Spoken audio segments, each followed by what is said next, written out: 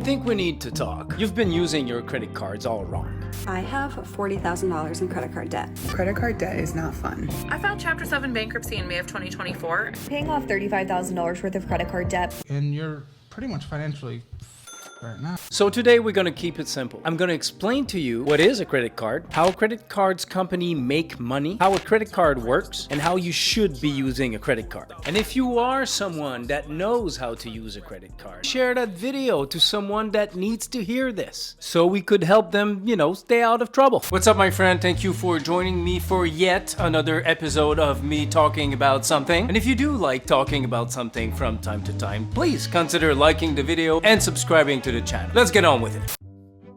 What is a credit card? A credit card is a payment card that allows users to borrow money from a financial institution to make purchases or withdraw cash, with the understanding that the borrowed amount must be repaid, usually with interest, at a later date. Essentially, a line of credit provided by a bank or other financial institution. So a credit card is a card issued by a company, Visa, Amex, MasterCard, whatever the company is, with your name on it, that allows you to spend money you don't have.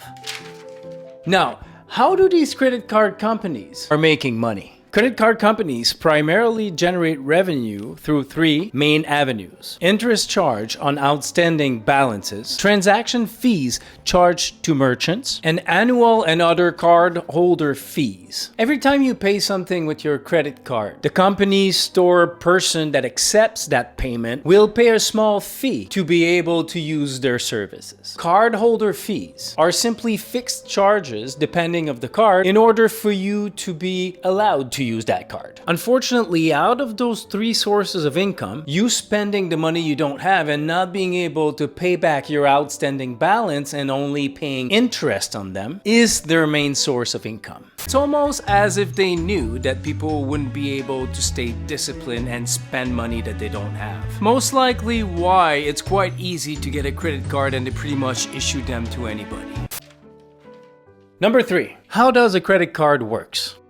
The average APR for credit cards generally ranges from 19.99% to 25.99%. What is the APR, you may ask? Annual percentage rate. That is the rate you have to pay yearly in interest if you don't pay your outstanding balance. This means that for every $1,000 you carry over as a balance will cost you between $200 and $260 a year in interest alone. For example, the credit card I use. The interest fees are 20.99% when purchasing something and 22.49% on cash advance and cash transfers. That means that when I use my credit card to buy something in a store, grocery, whatever that is, I pay 21% interest. But if I decide to go to an ATM and take some cash out or make a transfer from my credit card to my bank account, this will cost me 22.5% yearly interest fees. The credit card I use is the World Elite MasterCard. There's a lot of perks that comes with that card. Travel insurance, car insurance if I rent a car, VIP lounge at the airport,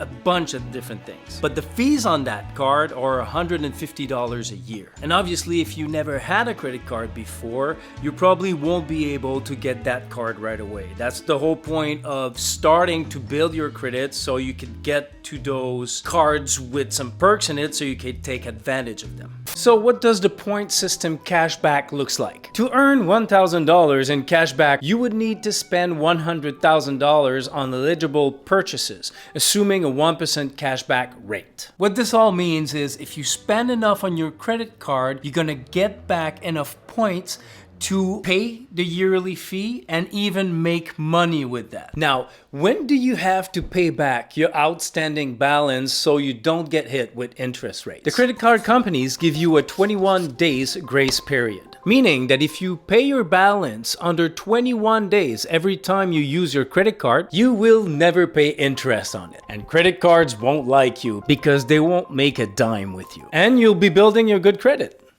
It's a win-win. Just to give you an example, a credit card balance of $1,000, if you only paid a minimum every month, it would take approximately 6 years to pay off your credit card. And only in interest, you would have paid $800. That's a very expensive $1,000 when you think about it. Now, the unfortunate truth that we live in is we need to use a credit card in order to build a good credit. You could pay your bills on time for 10, 15 years, never be late on your rent, and always pay cash everything that you buy with no debt whatsoever. And funny enough, that would do very little or nothing to your credit score. The way to build a good credit score is to use a credit card. And by using a credit card and paying it on time, you are going to build a positive credit score, which is going to prove to the banks that you're good for it. And later on in life, if you want to borrow money to buy a house, buy a car, or you need money for something, it will make it easier for you to borrow money from them. So what happens if you decide not to pay your outstanding credit card balance or you're late in your payments? Your credit score is going to go down. And what happens when you have a bad credit score? Well, you might not be able to buy stuff that you would need good credit for. Easy example.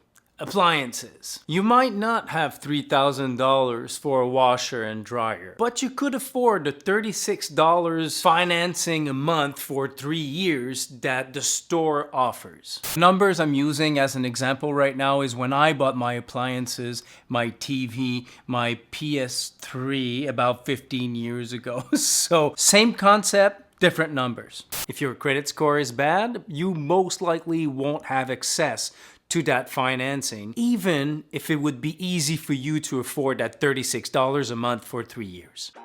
Number 4, how should you be using your credit card? I think there's a baseline that everyone should be using their credit card, and after that it just depends of your lifestyle, the money you have, having the right credit card for the needs that you have. I do believe that everyone should pay all their essentials with a credit card so they can build a good credit. But again, never spend more that you can afford, because it needs to be paid in full before that 21 days grace is over. Another way you could use credit to your advantage. Let's say you want to buy furniture, something that costs a little more money than usual, and you have the cash to buy it, but you also have a very good credit score. And the store where you want to buy your stuff offers you to finance your purchase over X amount of years. You have the cash, but you could afford that payment plan because they offer no interest. Obviously, that's a tactic they use to get people to buy stuff when they don't have the money. What I personally do, I always take the financing because I could take that cash and, invest it in something. For me, it's a win-win. I could afford the small payment with no interest a month,